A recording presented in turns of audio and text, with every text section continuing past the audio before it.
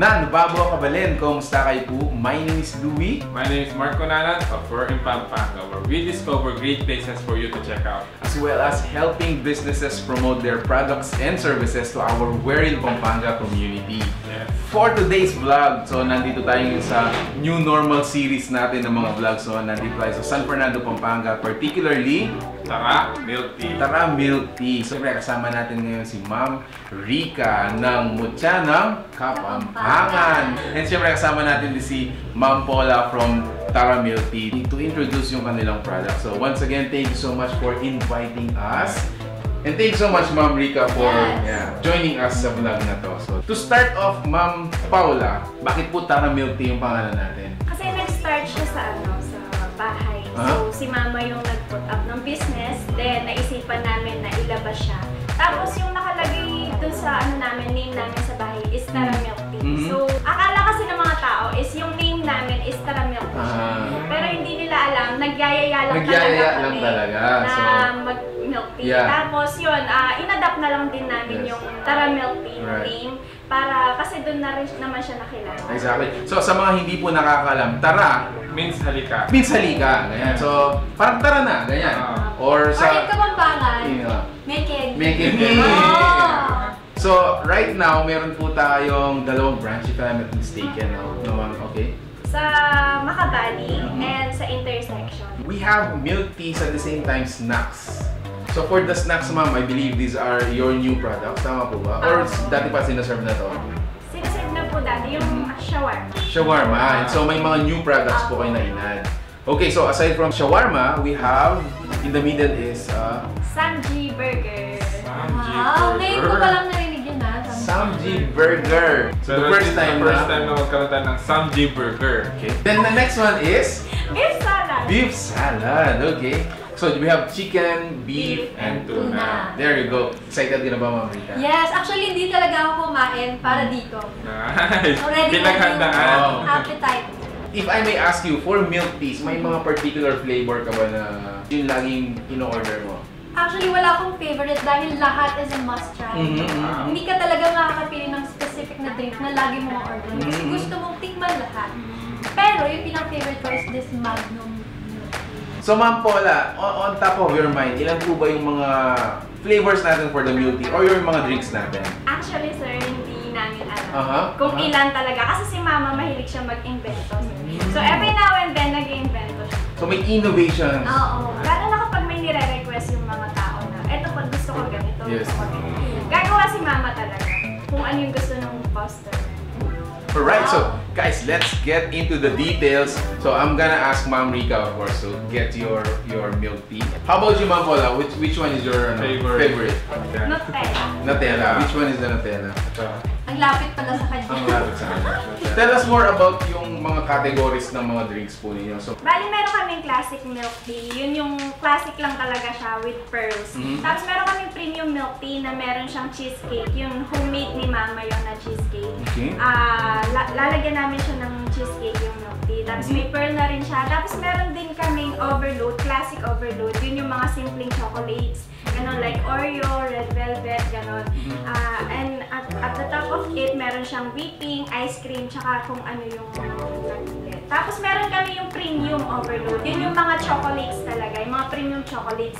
Like Magnum, Hershey's, M&M's, At an average, how much is the cheapest, ma'am, na milk tea? Na milk tea po, 85 pesos. Ito, same sizes ba? Hindi po, meron po kami kasi maliit. 16 pesos. How is your drink, Ma'am Rica? Lasang Magnum talaga siya. Actually, yun yung parang pinaka nakikita kong distinct na characterization ng TARA Milktea sa ibang milk tea na natikman ko. Kasi pag sinabi nilang Magnum, it really tastes like Magnum. Pag sinabi M&M's talaga.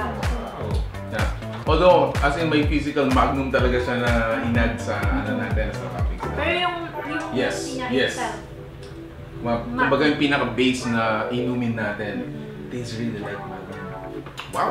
How about you sa'yo, Sir Louie? Actually, yung Hershey's natin is, I think it, leans to the parang mabait side. It's not really sweet. It's not actually bitter. It's not bitter. So, para sa akin, kapag dinidescribe ng asawa ko yung mga inumin, ano, matapang ba yan o mabait? Parang gano'n. So, lagi ko naaalala yan. So, kaya sabi ko, mabait to. Ganun. Okay. So, ganun sa akin.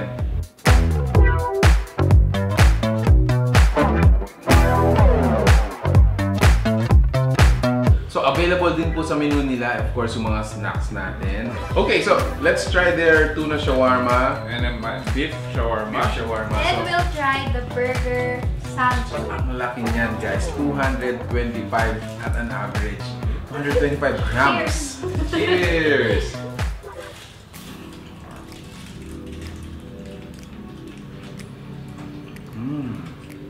Lasa talaga siyang Persian food. Yes. Actually, yung pita bread nila, No? may mga distinctive taste siya na kakaiba sa mga ordinary shawarma. Ito kanilang burger sandwich, may kimchi siya. Di ba? Very unique kasi may kimchi siya. May siya cucumber. Pero grabe, as in, Pork belly. dito sa Pampanga, first time natin maka-encounter ng Samji Samji burger. First time. It's the first time. Ang dami nito, guys. So, once again, we would like to thank TARA Milktea for being generous to us na they were able to, present almost all of their mga menu natin, mga refreshment natin. So, thank you so much, TARA Milktea. Okay, so I think for the succeeding time of the vlog, let's try another milk tea. I'll taste yung M&M. Try that. Wow. Pop. Ano yung next mo? Taho. Taho. Yes. Nice. Oo, taho. Taho milk tea. Pero may physical taho talaga siya. It's not just the flavor. Tawag na tiger taho. Tiger taho. Mm. Kasi yung tiger sugar. With taho. Milk tea tapos taho. Yeah. So yung Ma'am Rita. Okay, Okay, sa tayo. wala. Diba, what's this? Chocolate milk. Chocolate. Classic. Classic chocolate. Classic. Okay. To be honored. Ako, this one is medyo appealing siya sa akin. So, what do we call this? Red velvet. Red velvet. Okay. Classic. I like red colors. So this is the red velvet. Okay. Another thing na nagustuhan ko sa mga, aspect dito sa business nila is for every cup, so there is a Bible verse. A Bible verse. So it's another way to, brighten up the day, to be encouraged, be inspired. So yeah, thanks so much. So TARA Milktea.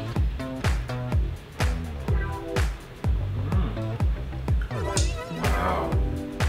In fairness dun sa M&M nila, think na parang linusaw lang yung M&M, ginawang milk tea. Ganun siya kalasa. Ganun siya kalasa. Yes. For me, sa mga red velvet kasi sometimes it tends to be sour. Probably because of the cream cheese. Pero this one, yung gusto ko sa mga red velvet, hindi maasim. So, I like the sweetness level niya.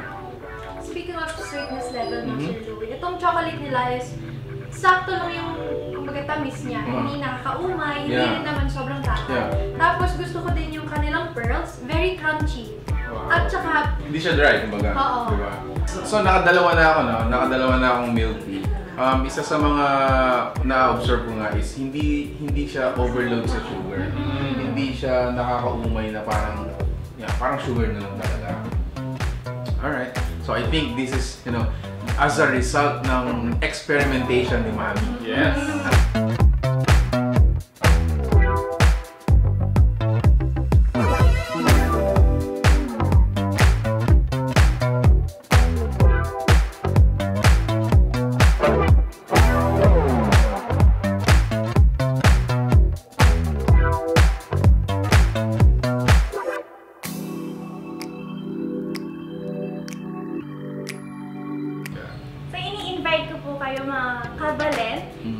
pumunta at i-try po yung aming TARA Milktea na located po sa Mendoza Street, tapat po na iglesia at sa Pedmar Building sa may intersection. Yung Makabali branch, nag-open siya ng 9 to 7 p.m. Tapos yung intersection po, usually 10 to 7 p.m. Alright, so there you have it, guys. We would like to thank again TARA Milktea and Ma'am Rika for being with us. Napaka-generous po nila. Siyempre, we're gonna taste them off camera. And kwentuhan pa po kami dito. But then again, if you like the food you saw in this video, please give it a thumbs up. Share mo tong video na to dun sa friend mo na nagki-crave ng milk tea. Grabe, ang daming milk tea dito. And hindi ka magsasawa sa mga flavors because parang hindi ka uulit. Yeah. Alright, so again, keep safe and hope to see you on the next video. Okay, that's it. Thank you for watching We're in Pampanga. Until our next discovery. Peace out. Bye-bye.